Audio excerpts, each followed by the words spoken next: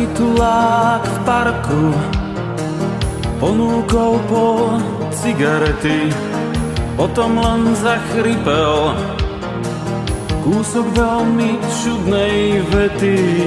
Choď chlapče hľadať svoj priestor. Po nociach som čítal, o čom mlčali aj filmy, až raz prišiel otec, ticho s plačom hovoril mi: raz nájdeš vlastný priestor, raz pôjdeš svojou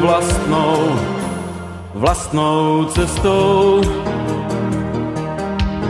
Vtedy som nechápal, ako sa sny v láske kradnú, že nemajú tiene vtáci, ktorí nechcú padnúť.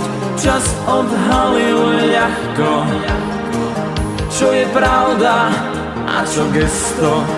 Našiel v ľuďoch aj môj vlastný názor, vlastné miesto.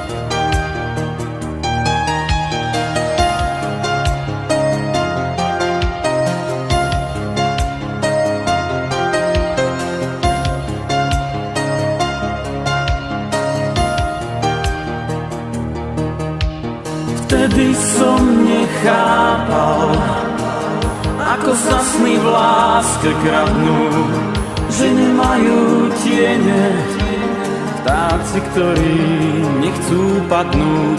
Čas odhalil ľahko, čo je pravda a čo gesto. Našiel v ľuďoch aj môj vlastný názor, vlastné miesto, vlastný osud, vlastný priestor.